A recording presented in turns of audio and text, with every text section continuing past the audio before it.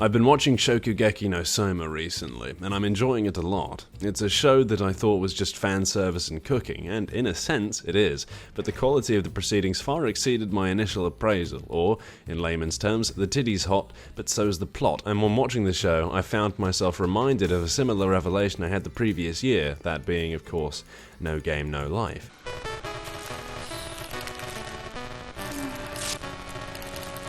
No Game was a spring season 2014 Madhouse joint that, with tags like ecchi, comedy, and fantasy, did not create the most stunning initial impression, and when you see scenes like this throughout, it would have been very easy to just dismiss it as the harem junk I thought it was, but I didn't.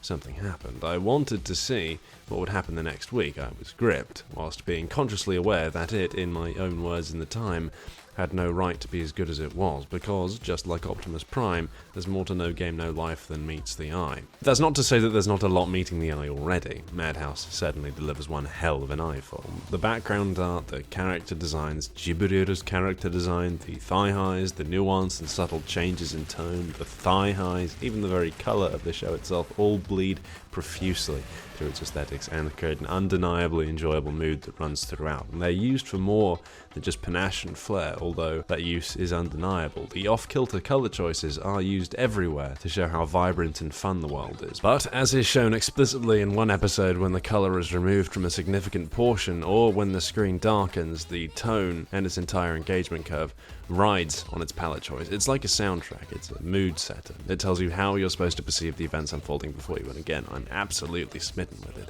It's colour used as metaphor ad extrema, and it's something I've not seen done as well as this before. I remember that one out-of-place sequence in Gurren Lagann where Kamina finds himself on a trip after seeing his skull. However, No Game No Life's world is fantastical and alive in ways other anime could only dream of, and the lifeblood of that fantasy is the colour choice. God, that was about as pretentious as I've ever been. Here's the part where I tell you the method behind the madness.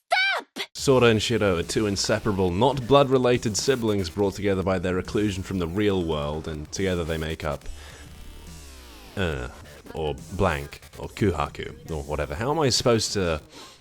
Goddamn author made the name invisible. How am I supposed to pronounce this? At any rate, Sora and Shiro can't function in the real world, and accept a mysterious email-type offer to be reborn into a new world where games are the methodology to resolution of any and all issues, from petty banditry to the acquisition of new territories. Think Game of Thrones meets the Crystal Maze. The two are then thrown into this new world where they prove that being really good at video games has made them unstoppable, and single-handedly decide to take steps towards defeating Tet, who is, for all intents and purposes, God, by uniting all the far stronger, magically endowed races under the banner of humanity. It's as pandering as one might expect, given the gamer Jesus subject matter, but I find it less disarming than Kirito-kun, the strongest gamer, for whatever reason. Perhaps I simply find Sora and Shiro less obnoxious. However, the problem with this setup, as with all shows involving hyper-competent protagonists, is that it's less Chekhov's gun and more Chekhov's tactical nuke. The entire point of No Game No Life is of the strength of the weak in the face of the strong. It's about a weaker force persisting and, through cunning, overcoming the brute force of the seemingly obvious victor, with the underestimation of humanity being the cornerstone of Blank's success. It's a heartfelt sentiment, and it does come across exceptionally in certain places, with a Shiratori match with the best girl Jibril being the absolute peak. But in a lot of cases, the means to the end of success are distinctly inhuman, and whilst you might argue that that's the point, that Sora and Shiro were meant to be badasses,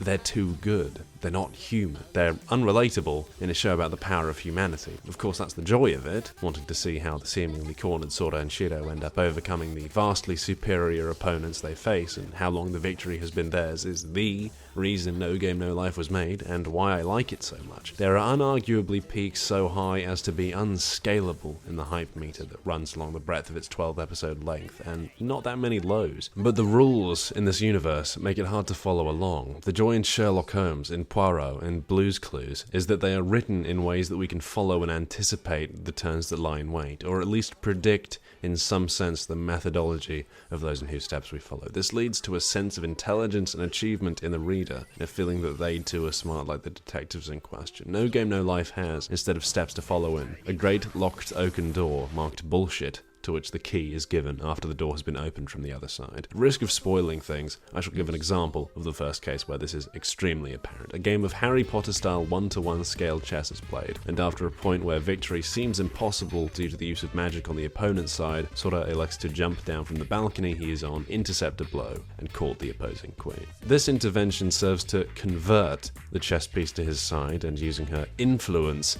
the other pieces also defect, which serves to reverse the tide of the game. And then the chess pieces fight, as in they pull out swords and have a good old-fashioned war. And this wasn't even mentioned. It was stated that the pieces were sentient, sure, but the game was still chess. Now, as one who plays chess on occasion, even though I'm not fantastic at it, I do understand that one should not expect to be able to sweet-talk one's opponent's pieces to convert to one's own side. A lesson I learned, rather painfully, at Magnus Carlsen's birthday party, after which I found myself forcefully ejected from the premises, and I hope those pretentious bastards of the Federation Internationale des Echecs had a wonderful time after I left, the backstabbing swines. See, my issue with this whole thing is that despite all evidence to the contrary, we are humans too, watching No Game No Life. And the sheer genius of Sora and Shiro learning an entire language in 15 minutes, being able to pull off almost completely indecipherable leaps in logic and the like, leads to the audience feeling estranged from the protagonists. We aren't like them. Of course, we're given the role of Stephanie Dora, the princess,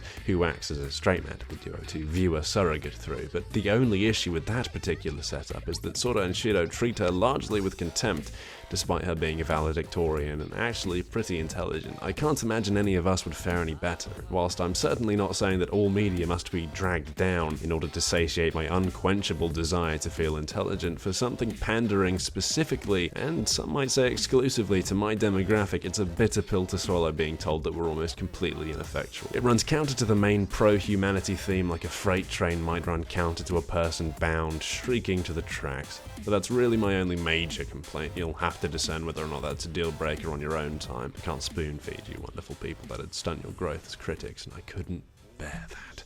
The OST is pretty unique and definitely adds a lot to the proceedings. Being created by Super Sweep, a group starring video game composers Ayako Saso and Shinji Hosoe, it has the distinct feel of a video game soundtrack and fits the theme extraordinarily well. It really helps serve to keep momentum going in the scenes, and for an anime as reliant on dialogue and conversation as this one, which is important to keep in mind as it is a pretty talky show, keeping the hype up and the viewer invested is paramount. In fact, I think the music is so perfect for talking over that I've used it a dozen times at least in my other videos entirely without permission. Might as well call them Super Sweep, am I right?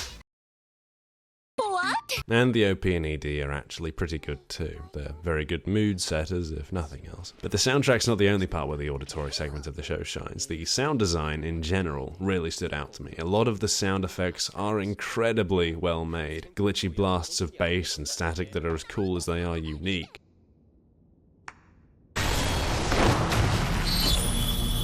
That is some good sound effect. They lend the show a very real identity. Oftentimes these audio cues sync with the shifts in color, and it can serve to completely change the mood in seconds.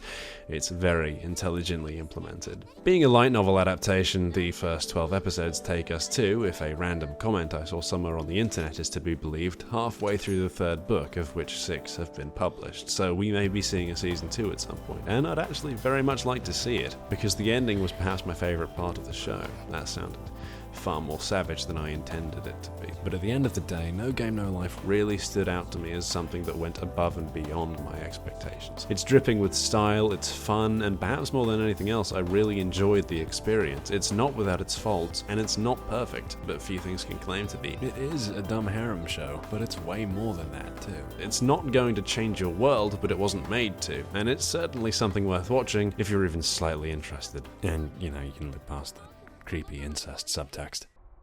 そして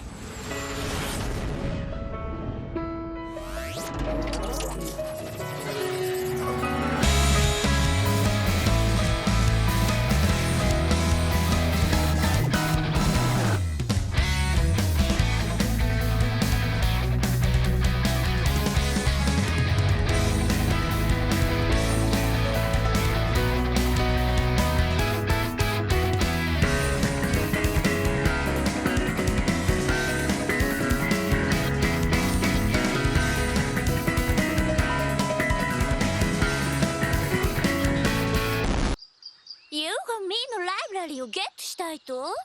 それはヤブカラスティックなストーリーでございますね。エクセレント